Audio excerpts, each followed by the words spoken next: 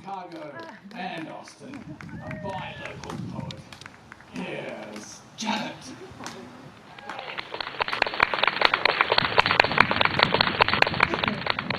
Tom said he liked my glasses, and I said they're round, like the earrings, and like Earth. I try to match. I don't know how that works.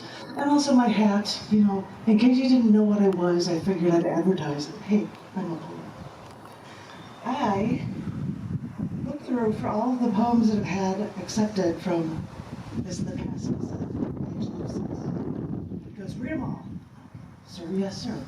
This first poem is from last year's Animal Tales, and it's titled Vintages, Tapestries, and Memories.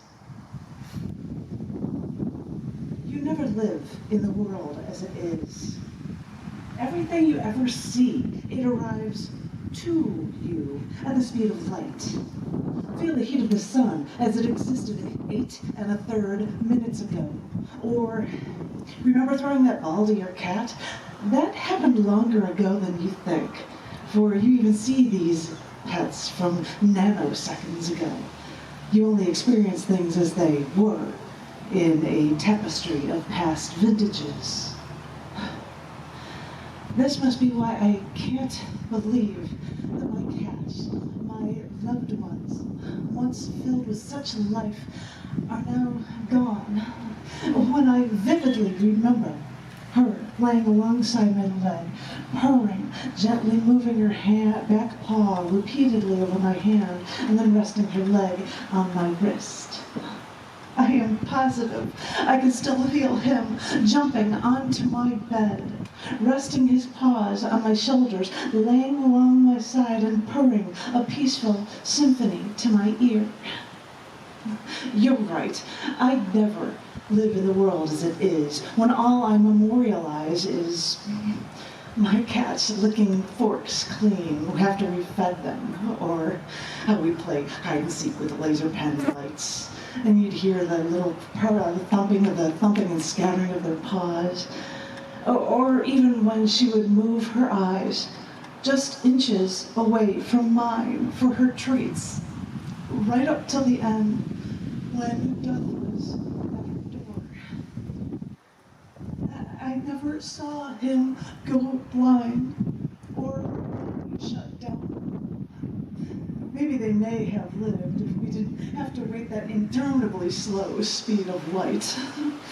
Or if only we didn't wait to experience these past vintages of our loved ones instead.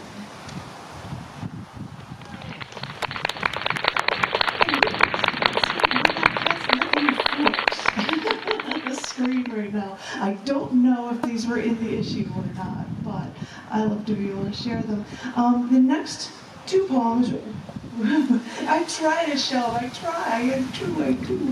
The next two poems are from past Animal Tales, and the one that I read for this collection book.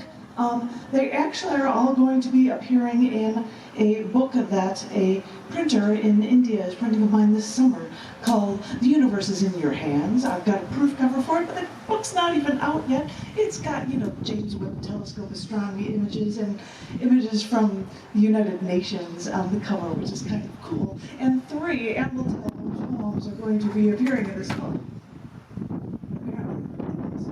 Privacy. But this one is from 2022 Animal Tales, and it is titled Uniqueness Finds Love.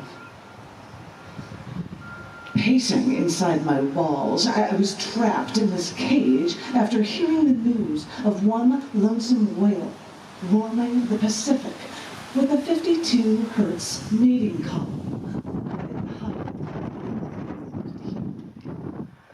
Discovered by naval researchers, this one whale pulled on the heartstrings of many generations because we all too painfully know that loneliness and that desperation. Can anyone hear our pleas? Pandemics force us into isolation when future restrictions of chance for connection. Days become years as we are forced into this separation, and we suddenly now connect with this one lonesome whale.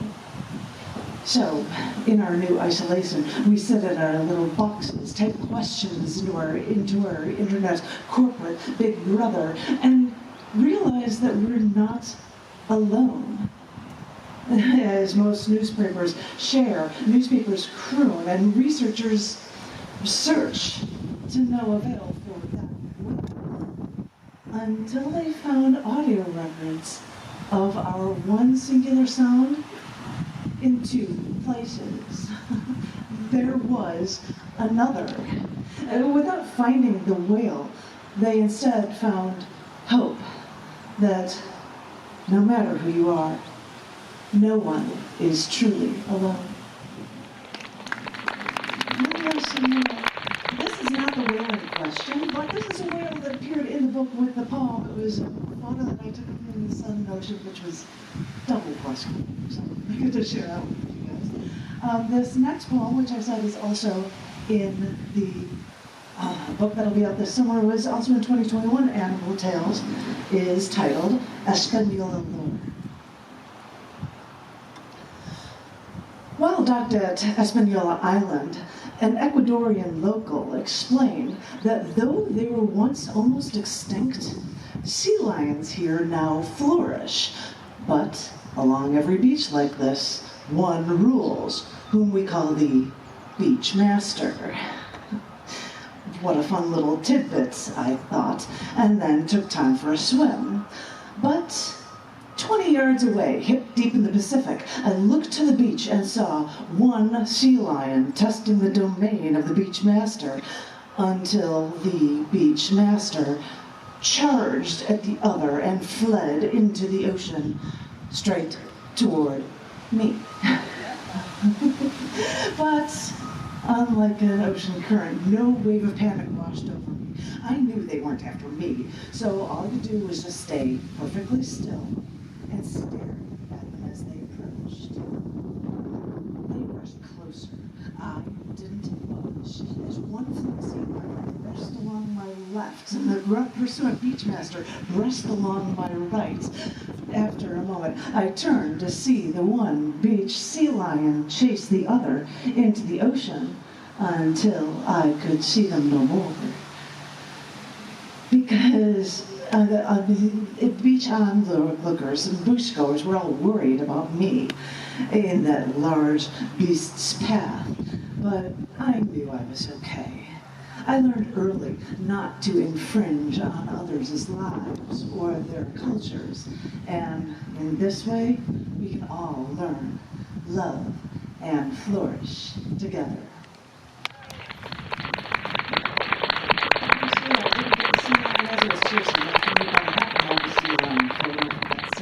So I thought I'd share that one with you guys. I know it's so hard to see, but I'm trying.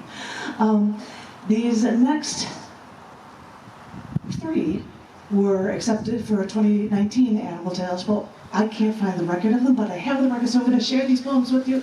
I hope you enjoy them. This first one is titled On the Bridge.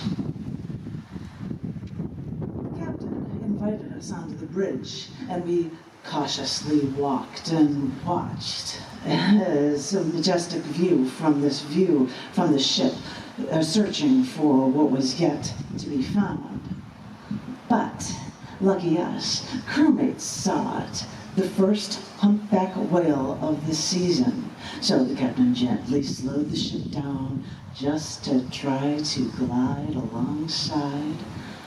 And maybe the whale was as curious as we, because after a few minutes of gliding, 3 humpback whales came along beside, trying to learn what they might be hiding, what we might actually be hiding.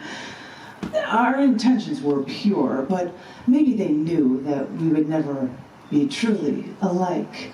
So they blew from their blowhorns, curled their fins, and with whisk of their tail, they turned the other way.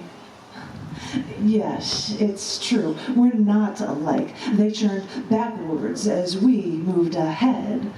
But I think we both learned from each other, and we grew through our final goodbye.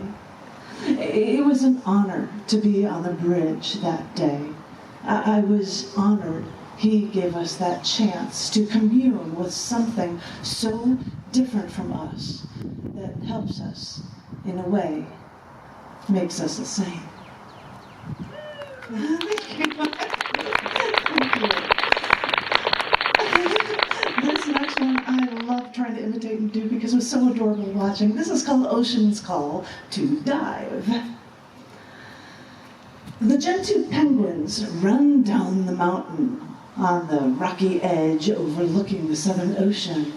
They get in a single file line at the edge. One jumps in, then another, then a dozen more.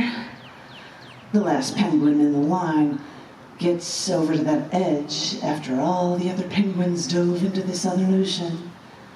The last penguin steps back and forth on his feet in place, turns around, looks at the mountain, turns back to the water, rocks once, steps in place twice, looks back again, and then turns to the salt water and dives in. It was so cute watching these penguins. I swear it was so adorable just watching the penguins jumping into the Southern Ocean. It was pretty cool. But it was really fun. It really was. The last poem I'd like to share with you is something I believe I did at the Baha'i Faith Center, so Tom might know about this. This was from a show called Who, What, When, Where, Why. Who? British explorers, then others, looking for more ways to expand. What? They traveled farther than anyone and discovered a cold, remote land. Where? As far south as their ships could carry them. When? Maybe 2 centuries ago. Why? To discover new land to claim and more animals to slaughter for food and oil. In this unclaimed land, ships from different countries came. It's a bitter cold. Some died in their quest, but they thought they had found a natural resource. Giant whales were everywhere, so slaughter anything you can find. Get to the whaling ships and then extract their blubber and use that for oil. And then there were so many seals here, large animals that haven't learned to fear us yet. So, with impunity, dozens of species were almost completely decimated. What a treasure. Who? 12 countries, eventually more than 80, but I think some were just trying to jump in to stake their claims. What? They signed an agreement to make this one foreign continent exist for maybe research, but only peace. Where? At the southern pole, where days last half a year and nights give us the aurora australis. When? Just over half a century ago, when we realized we had to save what we almost destroyed and let it thrive. Why? Because when humans come to any new place, the first thing we bring is battle. So, if we promise to leave it alone, maybe peace can truly exist somewhere on planet Earth. Thank you.